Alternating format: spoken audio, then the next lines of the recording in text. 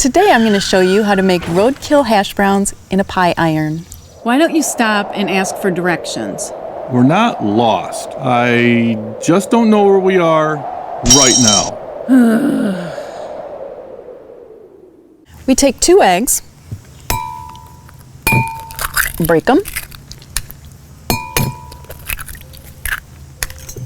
beat them up. I'm adding in 2 slices of cooked chopped bacon, a 1/4 cup of cheddar cheese, a 1/4 cup of sweet chopped peppers. Now you might want your hash browns a little sweeter. I won't judge if you want to put marshmallow whip, chocolate sauce. It's all up to you. Next, I'm adding in a little salt, pepper, garlic powder, and onion powder. And finally, 1 1/4 cups of shredded hash browns. Mix it up really good. This is my pie iron. I'm going to add a tablespoon of butter and heat it up to get a good sear on my hash browns.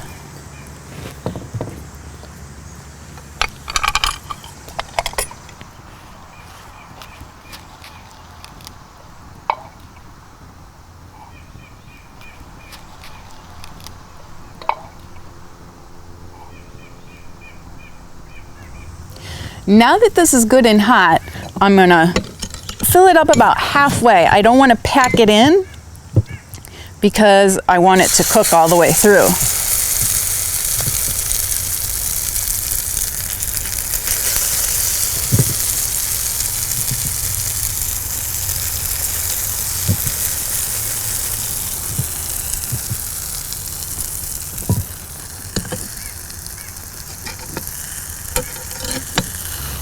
Your cooking time could vary depending on if you stick your pie iron right in the fire, how hot your flames are. We found that 2 minutes aside has worked nicely for us. And there you have it, roadkill hash browns from the Wanderlust kitchen.